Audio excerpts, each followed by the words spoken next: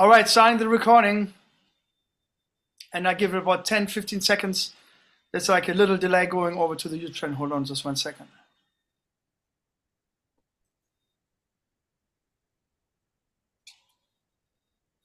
Hi everyone, thanks for checking in. SITKA Jazz Week here. My name is Christian Fabian. I'm I guess you can call me the founder and director. We are in our 4th year, SITKA Jazz Week, naturally happening at the end of the summer, last week of August.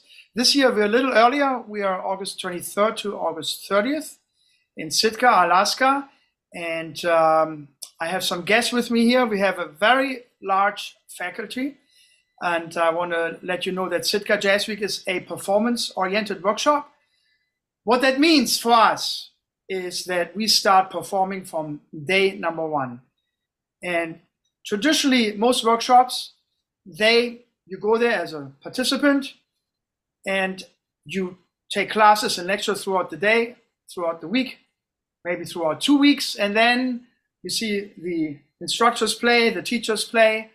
And then at the end of that period of time you've spent, then there is usually a performance for the participant. So, which can be a great thing.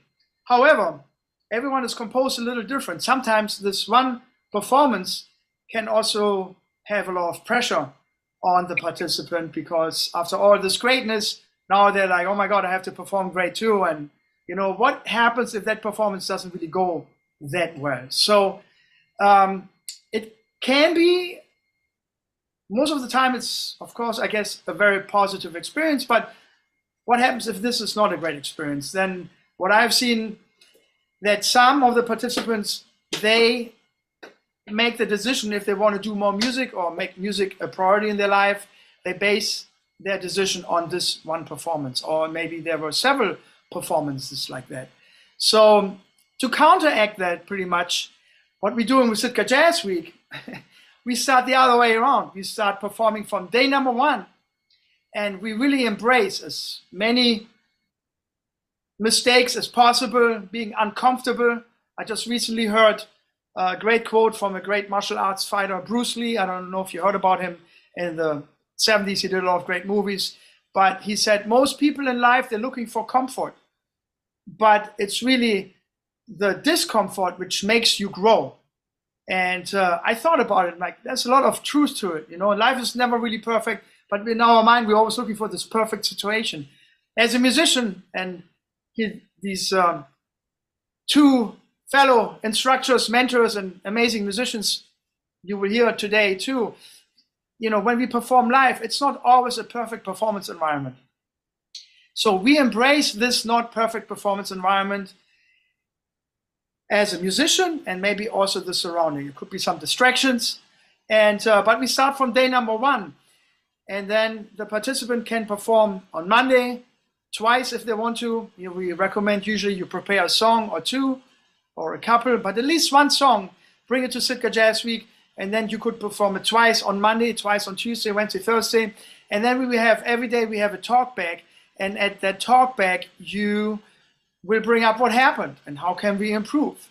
And, you know, collectively, we have so many mentors and teachers and experienced musicians at Jazz Week. I think we covered probably every plunder which ever happened on stage. You know, everyone had other things happen. And we always have some advice for you how you can counteract that. And I'm bringing up an example which happened last year. A young gentleman, we just had an earlier Zoom call today. His name was Jack. He was and is a bass player. So he was starting to perform last year on a Monday, and he said he was really overwhelmed. He was kind of in shock. He didn't really practice as much as he wanted to over the summer. And then by Tuesday afternoon, what happened throughout Monday and Tuesday, he just played, and then he started remembering songs from the previous school year. And by Tuesday, he was beaming. And he's like, man, I played 3 songs and it was great. I had a great experience. And the Jazz Week just started. So there was still another couple of, at least 3 or 4 more days to go. And so that's what usually, that's just one example. But we have seen a couple of examples like that, where people really excel early on in the week. And then can, if something happened, they can improve it and do it over again. So this is pretty much what Jazz Week is all about. And again, we will be having Jazz Week this year, August 23rd to the 30th. And it's really a all ages workshop. And for everyone, in my case, I'm really interested of the energy of how much someone wants to learn. That's what I'm looking for. I don't care if that person is 8 years or 9 years old, or if they're 15, or if they're in their 20s, in their 30s, or if they're in their 70s. It's just really, I think when it comes to learning, we can learn at any time in our life. We just want to forget, when you really learn, you forget that you're hungry, you forget how old you are, you forget if it's raining outside. You really want to have that attention span to really delve in there. And that's why a lot of times they say, oh, you only learn when you're a baby. The reason you learn when you're a baby or younger, you don't think. When we become older, we think about other things, and it is distracting from the learning process. But if you could bypass that, then you learn as fast as a baby. However, so that's so much about Sitka Jazz Week. We have starting out with two good friends, but one I know for a long time is my fellow bass player friend, Chazz Gist. He's out of Ketchikan. I've seen Chazz since, I think, high school. Then you went to Fairbanks. You studied there. And then you were coming back to Sitka. Not Sitka, sorry, Ketchikan. And you started a band with our good friend Austin Hayes. And you had an amazing band. And what really, I said it many times, and if some of you never heard it before, the great thing about talking about devoting yourself to music, what I always felt and what I thought, especially when you came back after your Fairbanks experience, back to Ketchikan, you and Austin, you just started, at least for that one trio, which back then was Austin Trio, and then you became the Gateway Trio. But you really were into the music. You really had arrangements. You were practicing every week. You were really what I just described, and I liked that. And I thought, I saw you grow, and the trio, it sounded great, and you were part of Sitka Jazz Week in 2023 and 2024. Mm-hmm. And anyway, you're part of Jazz Week, just like Cleve and who else? And Bernard Purdy, we had him on the Zoom call yesterday, and his wife Celia. You're really there from the beginning on. Anyway, I give it up to you and introduce yourself. I know you do a lot of other things. You're playing all over Alaska. You're branching out, playing in the United States, and I know probably have some international travel coming up. But you're also there as a mentor and instructor, and you're one of the rhythm sections. So take it away, Chazz. So happy you're here. Go ahead. Thank you. Yeah, I'm Chazz Gist. Christian said, fellow bass player, upright and electric bass. It's nice having more than one bass player as faculty at something like this, because we're setting up all these different venues, and we need kind of a rhythm section at each venue. So that's kind of bass players of the limiting factor much of the time. And so being able to kind of share the load, do workshops sometimes, and okay, this time Chazz takes the bass workshop, Christian runs off. This time Christian helps out here, Chazz runs off, or sets up the next venue, or whatever it is. And we had a few bass students this last. We had like 3 or 4 bass kids in there, and so I love being able to talk with a bunch of bass players. Most of the time, in Southeast Alaska, we're pretty spread out communities, and I'm used to being the only bass player within like a couple hundred miles. So it's nice to get together and just share wisdom. And I was helping people set up their basses too, things like that, because other people are also in the same boat, and there's no other bass players at school, for instance, then, you can look at their bass and, oh, we need to lower the action here. Oh, we need to move your sound post around. Oh, we need to move your bridge around. Right. And so that aspect has been fun. I travel around Alaska quite a bit, and as just a bass player for hire, and so I'll do recordings, but most of the time it's just performance. But we have a big album coming out in April, Taylor Viddick's album. There's a jazz singer from Juneau that I've been working with for many years, and so we're really excited about that. But Sitka Jazz Week is, as Christian says, just a really hands-on performance practice experience, because you're practicing performing every day. You're not just hyping yourself up for one thing at the end of the week that could go well or not. We have workshops in the morning, and well, you have like your little warm up that you always do in the morning. You have these little rhythm exercises. We have breakfast. Have all these different themed workshops with the different guest speakers from New York and from all around the world, and then we have lunch and we head off into the various jams where you set up the 3 or 4 different venues, and the students rather, because again it's all ages. We definitely did have some people in their 70s. Yeah. But I'm not going to guess how old they were. But it's being able for a given camper to go to multiple different venues and perform their material is just invaluable. And you just don't really get that elsewhere. I can't think of any kind of situation where you have something like that. That's where you can also look back on it with the talkback section, and you can really analyze what happened every day and build on it. And because it's practicing performance itself, which is more than just the song that you're working on, I don't know. It is a good concept. No, thanks, Chazz. And also, we both went to a Victor Wooten camp, and I have to tell you that, and that was early 2014, I think we went together. 14, yep. Yeah. And so the whole idea, actually, I do have to say, and give Victor Wooten full credit for that, the idea to do a week or a camp or a workshop, all ages, came from Victor Wooten camps, because I really felt that I went to Wooten Woods 5 times for 3 camps, and jam weekend, and also a building weekend where the people come from all over the country and the world to help him building a new bunkhouse or stuff like that. It was great. And when it comes to learning, that's what I really felt at Victor's camps. There's no age. You cannot put a number to learning. What I felt when we were in the barn and sitting all together, you had young people and older people, but we were all one. And there was this tremendous amount of energy, which was really inspiring. And I really experienced that. You know what? When it comes to learning is a certain focus. It's an intention. And I don't think you can put an age to it. And you learn faster. The more, as I said in my opening talk, I noticed in myself, the more I can focus on a certain subject and forget about everything else going on, the faster I learn, And that idea really came from Victor Wooten. And I know. And then, of course, there were like, how many bass players? 50? That was 60 people, I think, total for campers. How was your final performance? Go ahead. Oh, the final performance at Wooten Woods. What did you do? I forgot. Yeah. You played with a group too, huh? Yeah. You remember that? Who was the guy from the Cosby Show played with us? Remember, he was one of the guests. He was a good bass player. He was the Bill Cosby's son in the Cosby Show. Oh, Theo? The drummer? Huh? No, Theo. He was a bass player. He was a very good bass player. And I was in his group.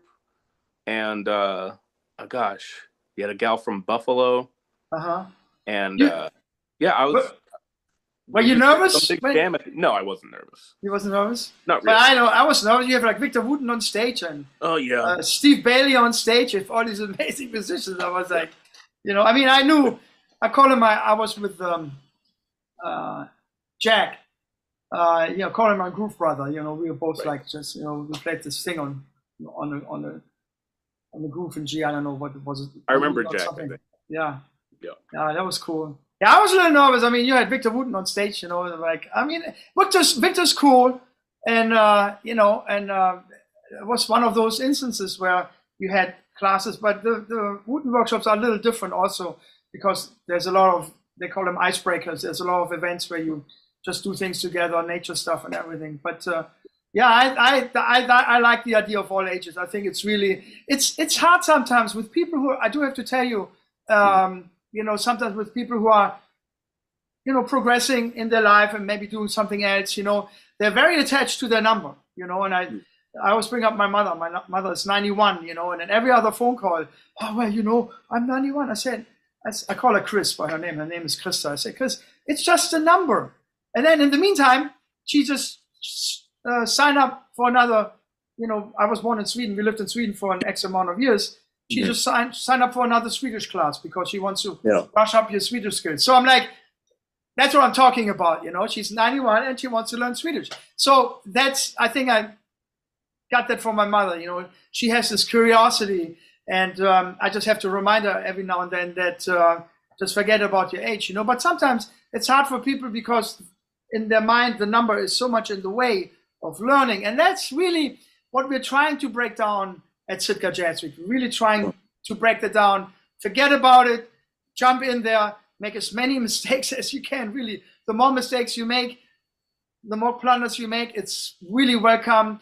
And then you have to, on the same day, a chance to do it all over again, and maybe 10 times as good. You know, there will be an audience. There's a built-in audience. It's in the peak of the season.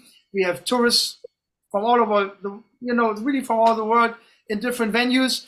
Chazz and Rob, last year you played at the Bayview Pub, which is naturally a very well visited place in town. There's always somewhat a built-in audience. Some days more, some days less, but you have played in front of a full house a few times, which I'm really happy about. And it's a great place, and we have a new location, the Highliner Coffee Place, which naturally also has a big crowd. So there's people, they just enjoy live music. They don't specifically come to hear a certain person. They just come, oh, there's live music, great, awesome. You know, they're just there for the experience and have a good time. Yeah, and then Chazz, I don't know if you want to add to it, go ahead. And other than that, I can keep it up to, you introduced me to Rob Cohen. I kind of knew of Rob a little bit, but what happened is the keyboard player from the Austin Hayes Trio and the Gateway Trio, Kim Martinson, right? Is this Kim? What's his last name? Anyway, he had health concerns and had to take a break. So yeah. Anyway, so he had to take a break, and I was really looking for someone who, you know, so about Jazz Week, you have to know we all kind of live for 1 week in a building. We have breakfast together, we have lunch together. The participants, they kind of mingle with the musicians. We talk a lot about yesterday with Bernard Praddy that there's really the atmosphere of family and really getting to know each other. And you know, I bring up a story which I brought up the last couple of Zoom calls, and Rob heard the story before. I went to an IAGE years ago. There was Horace Silver with Randy Brecker, and Randy Brecker, a great trumpet player, he made this comment like, well, you know, these days everyone talks about networking, you know, and you got to do this and your website. And he's like, back in the day, we just hung out. We called it hanging out, you know. So there's this element of hanging out where I also talked about the element of osmosis, where you just learn from a musician by just being with a musician. So we're staying in this beautiful building called Stevenson Hall. We are hosted by the SITKA Music Festival, and we're just hanging out. So Chazz, when I asked you, I was kind of, I understood that Kim wanted to, wasn't able to come back, and I was trying not only to look for a good player, but I was looking for someone who would fit the vibe, where we can hang out and being social. There's just more than, John Damberg was here, who's a collaborator from the Alaska Jazz Workshop. He had done some camps last year. I'm not going to mention names, but he said one camp, they couldn't even get close to the teachers. They did their thing and the teacher disappeared, and the students were all hanging out with each other. Okay, that's cool. Can be a great camp, but it's Jazz Week is different. So we were also looking for someone who kind of wanted to hang out with us. So anyway, you recommended Rob Cohen, and then early last year I was in Juneau and I had coffee with Rob, and one of the things I always say, which really in my mind I will never forget, because you knew one of my mentors I was with for 18 years and also played in the big band, and his funk band was Mike Longo. So when I brought up Mike's name on the phone call, yeah, I know Mike Longo. I have his voice leading book, and I'm like, well, okay, Rob, you want to come to SITKA Jazz Week? Yeah. So there we are. But Chazz, thanks for the recommendation. And here's Rob Cohen. You also, it was for you the first year last year, and you were filling in more or less. Also, Sergio, who was on there yesterday. So basically, the Gateway Trio became the Chazz Gist Trio with Sergio Bellotti on drums and with Rob Cohen on the piano. So here you have the floor, Rob. Go ahead. Great to have you being part of Jazz Week. Thank you so much for spending your time and energy with us. Oh, thank you. I was thrilled to get the call. it saddened me that Austin was not feeling well to the point where he had to, remove himself from. And it was Kim, by the way. Yeah, Kim. awesome. Yeah, I'm sorry, where it's he all had right. Yeah. from participating. But with that in mind, I was very happy and grateful to get your call. I I've been in Juneau for 35 years doing music in so many different forms, jazz and trio format, larger format. We recorded for radio, we recorded for TV. I just started to go up to Anchorage to the Spinard Jazz Fest Oh, wow. for a few years in a row, and so I had met Ingvild Vatngutu, who runs that festival, and she'd come down to Juneau. We did something for TV, went back up. So sometimes in Alaska, it's hard to get up the momentum to make those connections between people in communities hundreds or close to 1,000 miles away. So, but once that's established, it makes things a lot easier. And so I felt great about finally having gotten some solid connections in Anchorage, and was hoping that my own area of the state, Southeast, would be something where I could, generally expand my. Yeah, it was. I mean, just to add that quick. Number one, you played together in the Carla Bley tribute band together. I think that's you start working together. And number two, when I had coffee with you, Rob, in the spring last year, you said you never played in SITKA, so that's really interesting. There's a dynamic in Southeast Alaska, and when I start collaborating with John Denberg in 2024, he also told me he never played in Ketchikan or SITKA, and he had barely any connections in Juneau, although he knew other musicians in Juneau.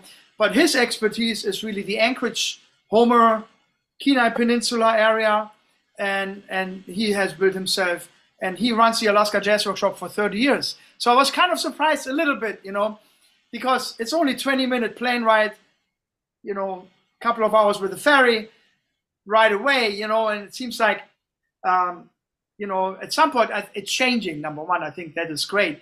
But I was surprised that Rob, that you said you never played in SITKA before. That was really interesting. And I think also, Chazz, when you came with the Gateway Trio, I think, and then you made the connection to the Mean Queen with one of the owners and Patrick and everything, which is a big Jazz Week supporter, and Mary.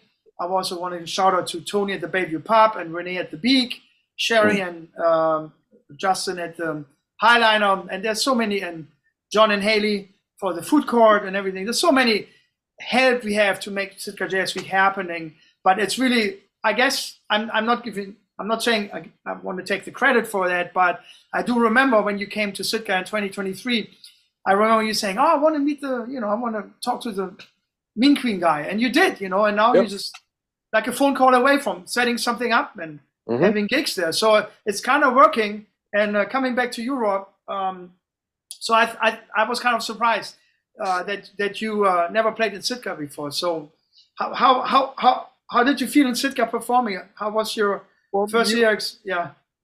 You had been very, you explained in great detail, like you're doing now for the people out there who are curious about what happens at SITKA Jazz Week, and the methods that we employ and how the magic happens and the kind of scheduling we have. You had told me all about that. And of course, it sounded good over the phone, but once I came down and actually experienced living and working and teaching and playing through that process, it was only then that it really hit home how effective, wonderfully effective this approach to learning, taking a week and structuring a jazz education program, how wonderfully effective that was.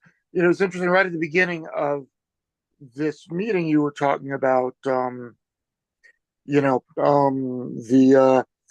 dangers, the fears that musicians have, the precipice you're walking upon when you learn something in the morning and are challenged to play it in the afternoon. That can cause a little bit of stress, cause a little bit of fear, cause a little bit of worry. But, the same kind of stress, fear, and worry exists in other kinds of programs where you start learning on Monday, and then 2 weeks later on a Saturday is the all or nothing concert.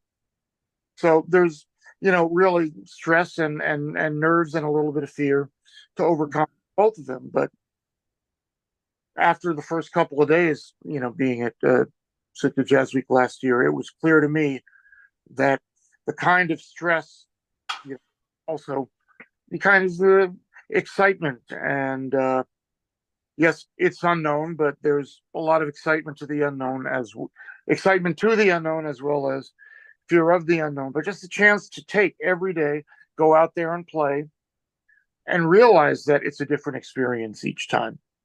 You may go out there, a student may go out there and think, I didn't learn this song, I'm gonna blow it, I'll have to fake my way through it. They come back and tell us they remembered every note. Yeah. Someone who didn't think they knew how to solo, all of a sudden they catch the wind, and they blow a solo that they're never going to forget. Just That's great. that energy Yeah. is always there, but the students get a chance to have a reality check every day when they go to SITKA Jazz Week. Learn. And I'm not saying that it's wrong to have festivals or educational programs where you're rehearsing more difficult pieces for a single concert or two later, but for students at any level, any age, just the chance, get your feet wet, move your fingers, go out there, look at a crowd, stand in front of them, play for them, and realize they're on your side. Every crowd I've seen in SITKA, places, but especially at Jazz, they're there to support, they're there to listen, they want to be entertained, but they're there. They see students up there, they're behind them 100%. It's an incredibly supportive environment, and the wind is every student, the wind was at their back. They had support, people cheering them on, and that can go a long way. But one of the ideas, you can come a little closer to the microphone, Rob. I mean, I heard everything, but every now and then there was like one or two little drops out. One of the things when I teach, and when I create a surrounding, like I do think about what is it what would have helped me, what would have I liked as a student, and that's how I teach too, and so part of the idea with the Jazz Week was, it's just like, when I started out, I just didn't perform enough. I was like, I remember I don't know about you guys, but I remember clearly when one of my first live gigs, I had this fusion band in the Netherlands, and man, I memorized everything note for note. I even memorized my solos and everything.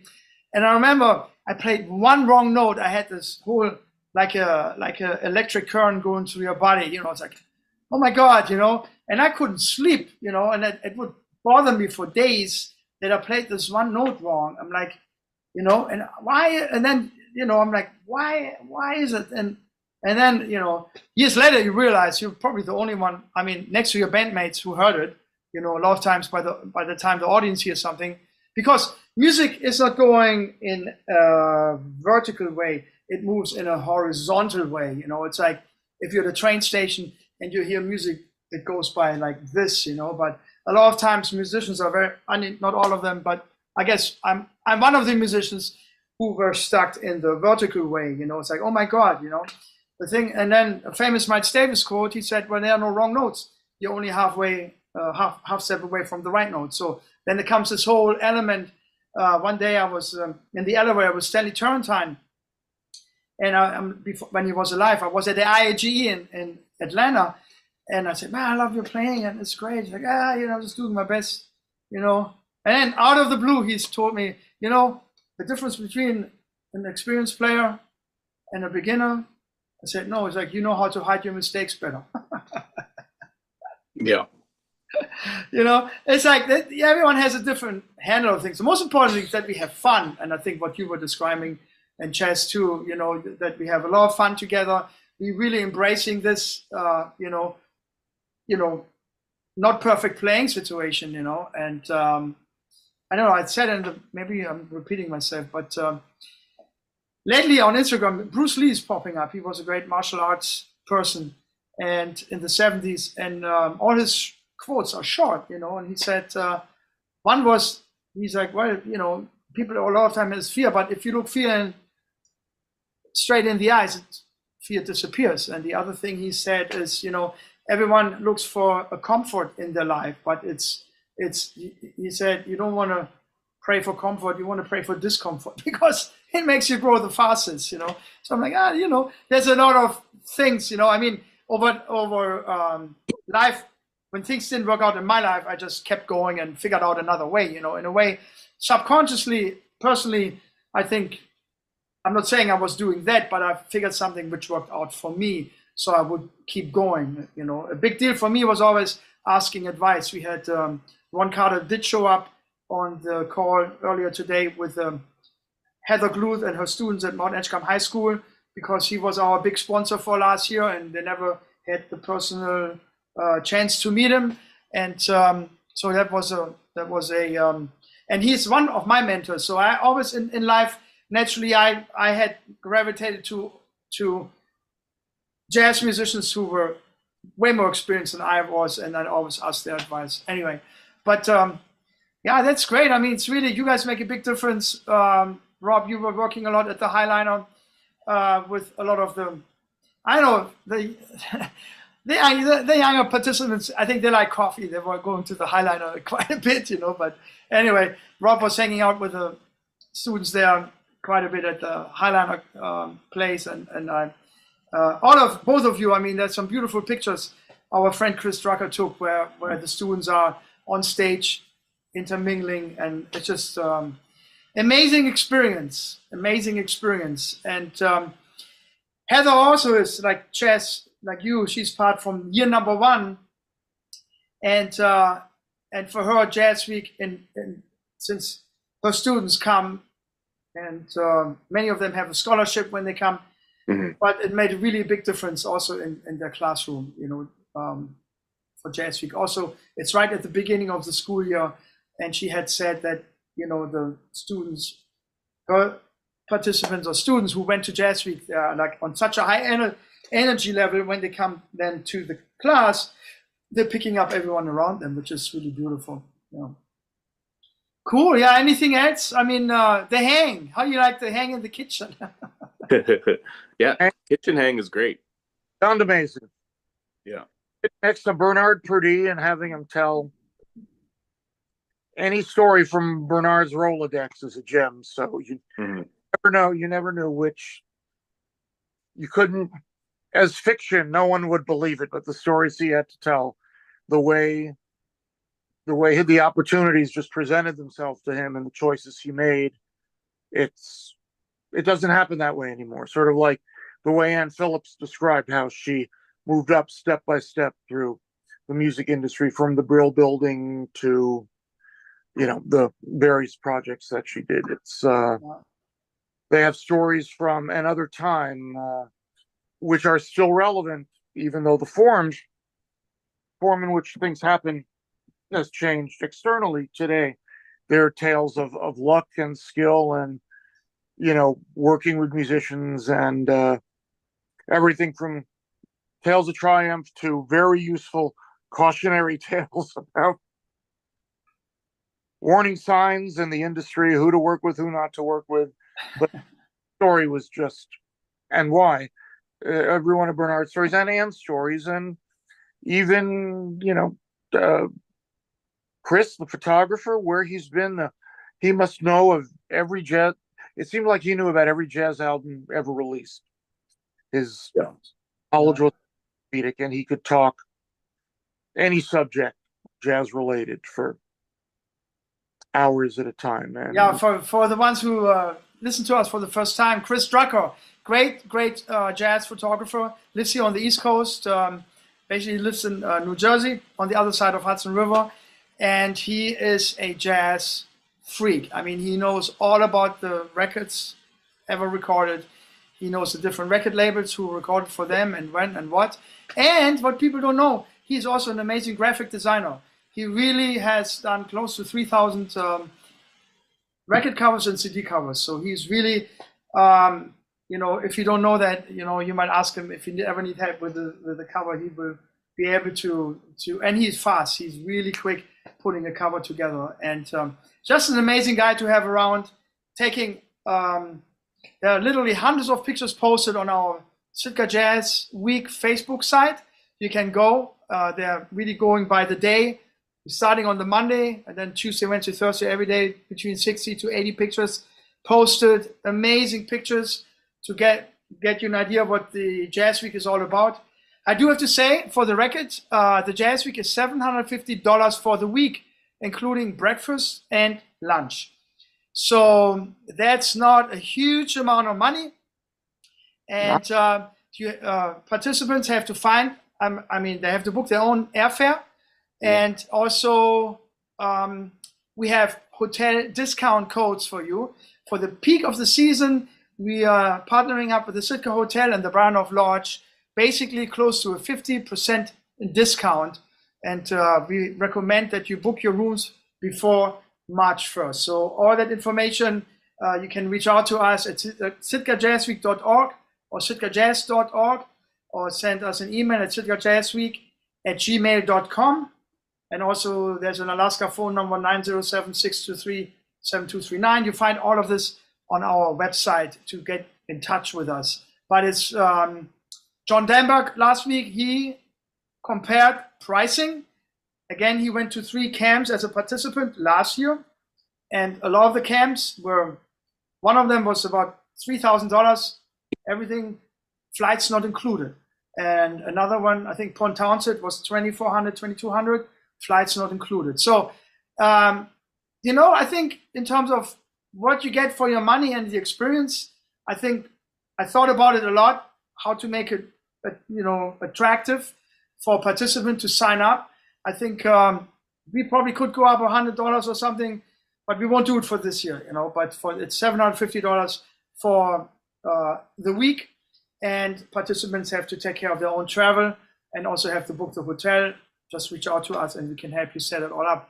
We actually, if I'm correct, which is great, we already have 2, maybe 3 participants, which, you know, which is great.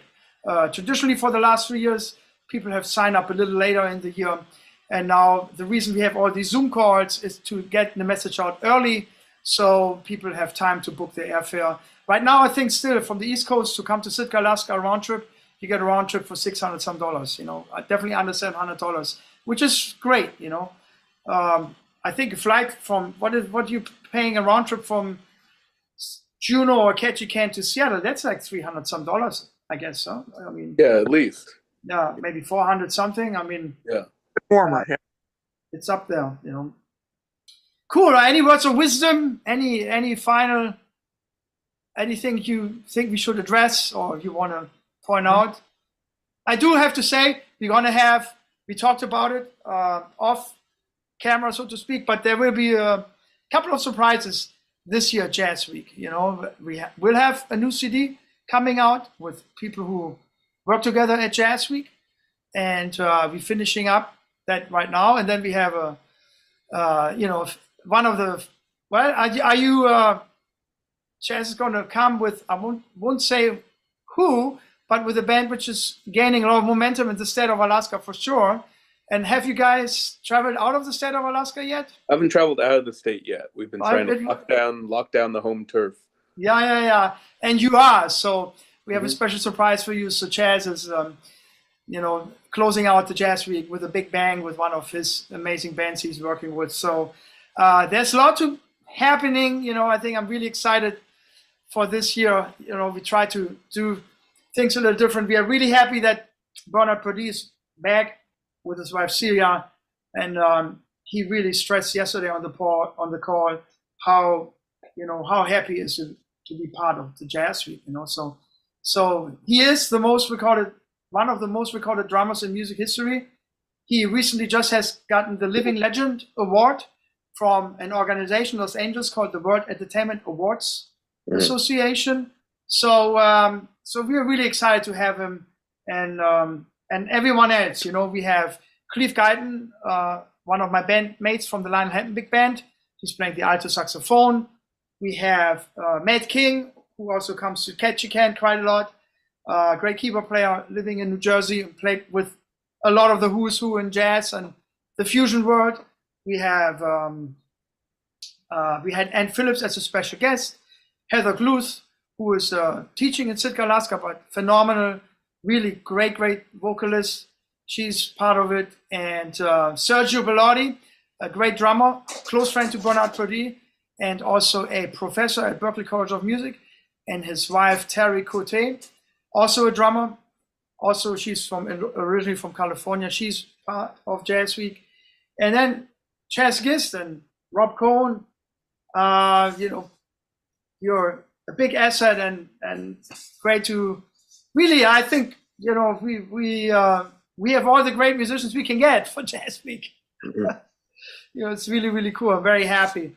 And yeah, so what's different last year, I mean, for the ones who have not, last year we also started including some local musicians, not so much in the educational aspect, but we added another stage to, which was the food court this last year, where we had some local musicians perform and who are really were, at least two of them, I know two of them for sure, were really excited about Jazz Week and really made sure that they had a jazz repertoire to present. So that was really great that Jazz Week, when we were there for the week, we were really able to inspire the local musicians to do more jazz. I do have to say, for the record too, it's very sad that the SITKA Jazz Festival is no more since 3 years. It discontinued.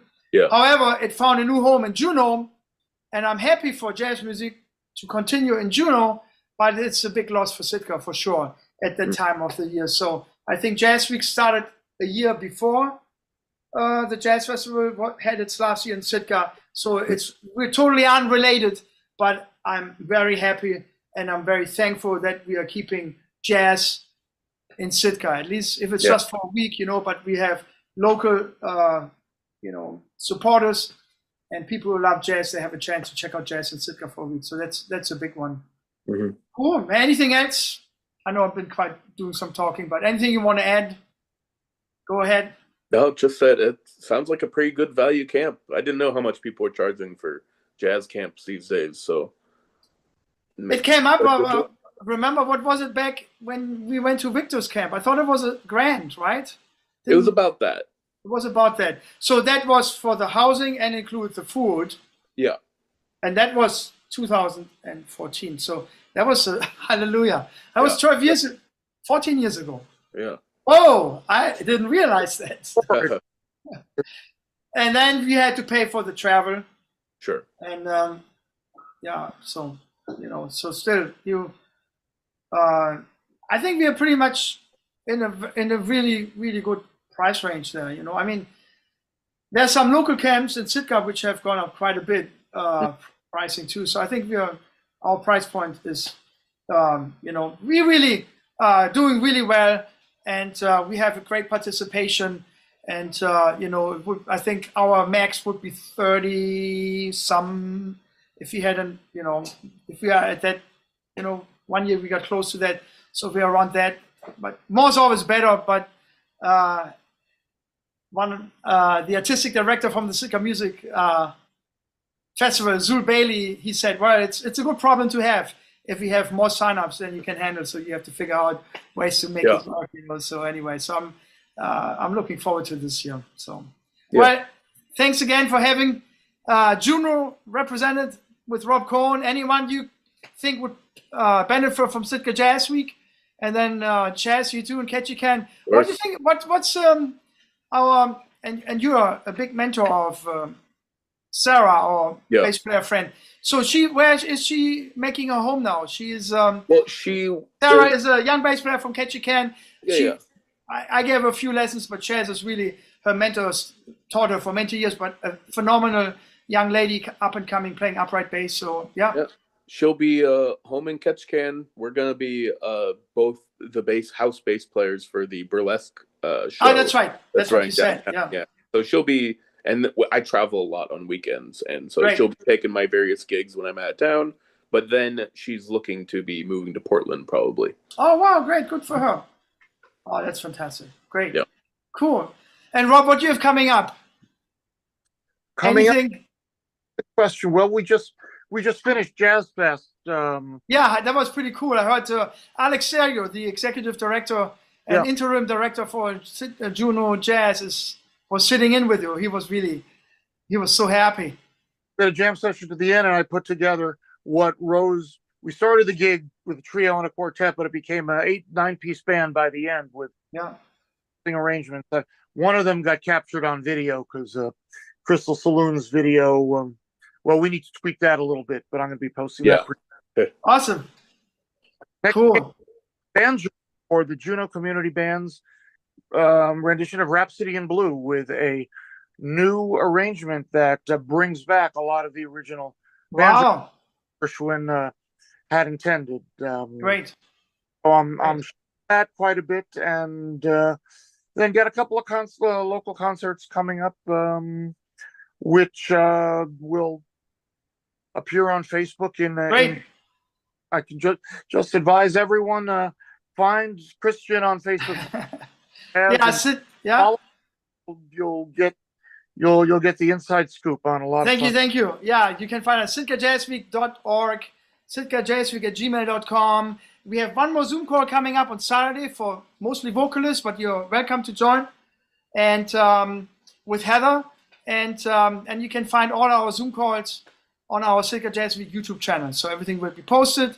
So thanks again, guys. Looking forward to have you back this year. It's going to be great. Yep. Really excited, and thanks for taking time out to talk. That sounds great. Have a good one. All right. Thanks, Christian. Yeah. Cheers. Bye-bye.